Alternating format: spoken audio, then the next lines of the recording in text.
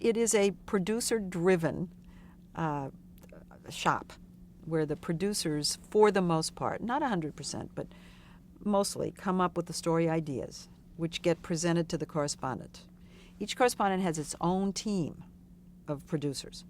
So they come to us with their proposals for stories. Now, we can say, I'd like to do a story on X. It can go that way, but most of the stories come, and that's part of their job, to come to us with ideas. And we check off the ones we like and say, no, I don't want to do that one. The glory of this is nobody does a story they don't want to do. The producer is proposing ideas he or she is interested in, and I'm saying yes to the ones I want to do. Everybody's invested. This is not true at some of the other magazine shows where they are assigned stories and there's a lot of grumbling. There's no grumbling here. Where everybody works on a story they care about. That's what I said, it's paradise. That's huge.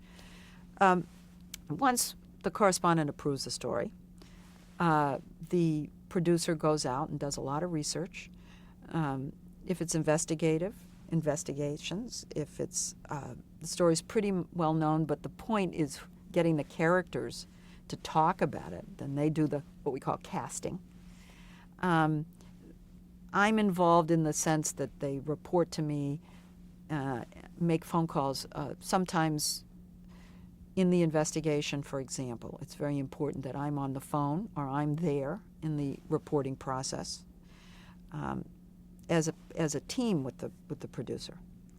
But a lot of it is the producer's shoe leather, tromping around, getting all the background. At some point, I am presented with a research packet, and I love to be completely read in. So I usually get stacks like that, get read in, and once I'm ready to jump into it, camera crews come in, we go out, film the story, I do all the interviews. I have to go to wherever the story takes place. It's part of the job. Can't send the producer out for that part. We have to be there. Bring it back. Producers, at least on my team, write a first draft, and then he or she and I sit together and really write it, and then it goes to an editor.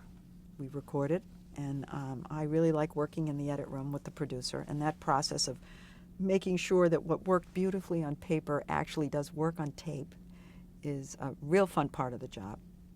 Then we show it to our bosses.